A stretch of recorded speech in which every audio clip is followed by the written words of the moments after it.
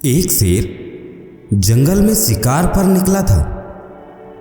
एक लोमड़ी अचानक उसके सामने आ गई। लोमड़ी को लगा कि अब उसे कोई नहीं बचा सकता, लेकिन उसने हार नहीं मानी और अपनी जान बचाने के लिए एक तरकीब सोची।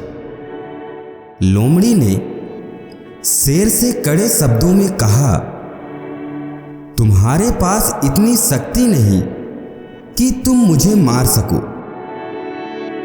यह सुनकर शेर थोड़ा अचंभित हुआ। उसने पूछा, तुम ऐसा कैसे कह सकती हो? लोमड़ी ने अपनी आवाज और ऊंची करते हुए बोली, मैं तुम्हें सच बता देती हूं। ईश्वर ने स्वयं मुझे इस जंगल और जंगल में रहने वाले सभी जानवरों का राजा बनाया है। यदि तुमने मुझे मारा तो यह ईश्वर के विरुद्ध होगा और तुम भी मर जाओगे। कुछ देर चुप रहने के बाद लोमड़ी ने कहा, अगर विश्वास नहीं हो रहा है तो तुम मेरे साथ जंगल घूमने चलो। तुम मेरे पीछे चलना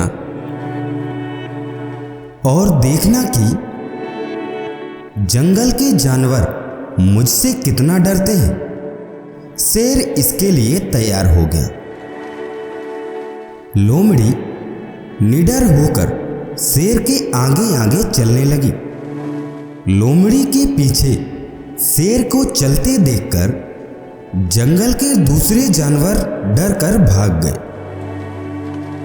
कुछ देर जंगल में घूमने के बाद लोमड़ी ने शेर से सवाल किया, क्या तुम्हें मेरी बात पर विश्वास हुआ?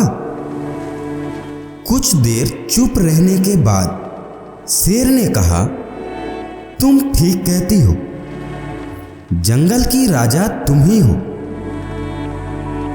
परिस्थितियां कितनी भी विपरीत क्यों ना हो, हम अपने दिमाग का इस्तेमाल कर उसे अपने पक्ष में कर सकते हैं।